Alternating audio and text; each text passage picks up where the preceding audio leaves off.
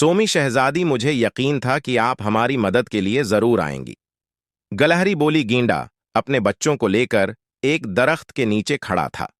पानी उनके कुंधों को छू रहा था। चिड़िया और कुईल अपने बच्चों के साथ दरख्त पर कांप रही थीं। ज़बीर अपने डर से सहमे बच्चों को बहला रहा था। कुआ अपने घर की तबाही पर जार व क़ितार रो रहा था। उसका बच्चा इस तूफानी बारिश में गुम हो गया था। सूमी ने उसे तसल्ली दी।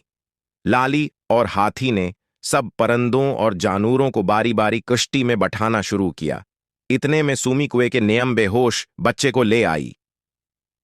आलू ने अपनी पोटली से दवा निकाल के उसके मुंह में अंडील दी और उसे होश आ गया। सूमी इन सबको जंगल ले आई जहां खीमे लगे थे। अन सबको खाना पेश किया। खाने के बाद वो अपने बच्चों के साथ आरामदाह बस्तर पर लेट गए।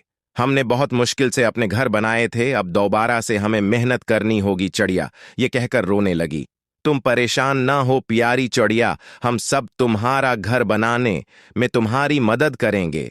सौमी की बात सुन कर सब ने उसे तसल्ली दी कि वो परेशान ना हो। इस आजमाइश की घड़ी में वो सब एक दूसरे का साथ देंगे और ना सिर्फ एक दूसरे की माली मदद करेंगे, बल्कि जंगल को दोबारा से आबाद करने में अपना भरपूर किरदार अदा करेंगे।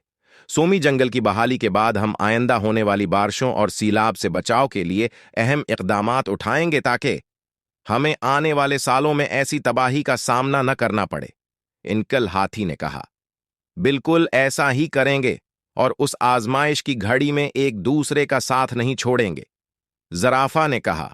इन सब के ख्यालात सुनकर सूमी खुश हुई। वो जान गई थी कि उसके तमाम दोस्त मुश्किल वक्त में एक दूसरे की मदद का जज्बा रखते हैं। हर मुश्किल घड़ी में एक दूसरे का साथ देना चाहिए, क्योंकि इस बात से अल्लाह बहुत खुश होते हैं।